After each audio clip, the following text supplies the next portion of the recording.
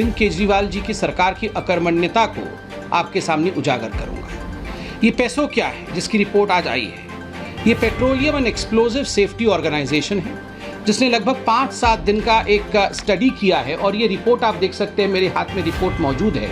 ये रिपोर्ट उन्होंने सबमिट किया था भारत सरकार को कि इस प्रकार से स्टोरेज की कमी दिल्ली सरकार के पास रही थी ऑक्सीजन को लेकर। क्या मुख्य बिंदु हैं जो पेसो ने अपने इस रिपोर्ट में रखा है? पहला, उन्होंने कहा है कि excess LMO available in Delhi is hampering the smooth supply from manufacturers. कि आज दिल्ली के पास, ये कोई आज का रिपोर्ट नहीं है, आज हम जब 14 तारीख बैठे हुए हैं, 14 तारीख मई का, ये रिपोर्ट आज का नहीं है, ये 9, 10, 11 ये पहले का रिपोर्ट है, विगत संडे का रिपोर्ट है, पिछले शुक्रवार का, पिछले शनिवार का रिपोर्ट है। उस समय की जो परिस्थिति दिल्ली में थी, आज से एक हफ्ते की पहले जो परिस्थिति दिल्ली में थी, उसको रिपोर्ट में कैद किया है।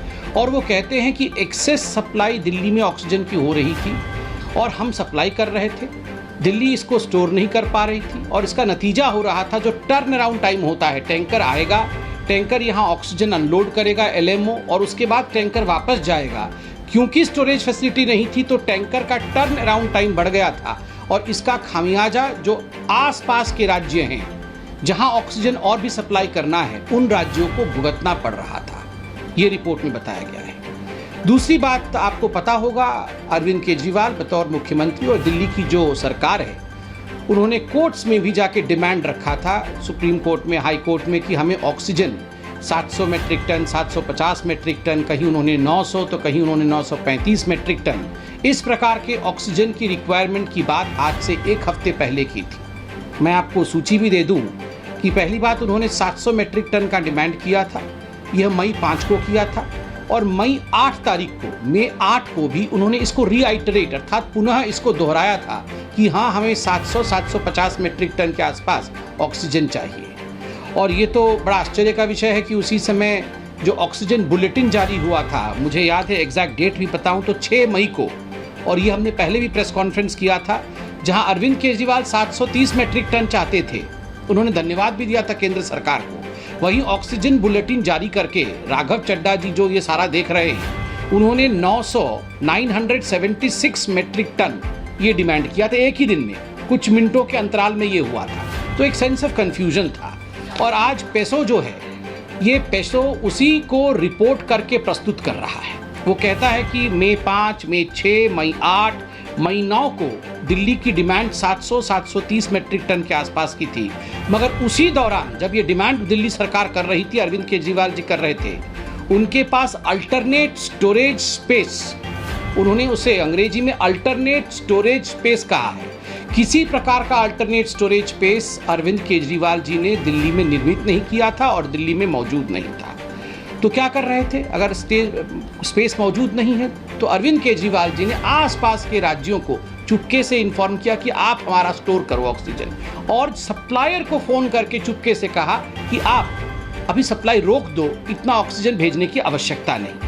कुछ उदाहरण उन्होंने दिया है और ये टेबुलेटेड फॉर्म में एक उदाहरण है कि किस प्रकार से सप्लायर से कितना कितना ऑक्सीजन रोकने के लिए गुहार किया गया।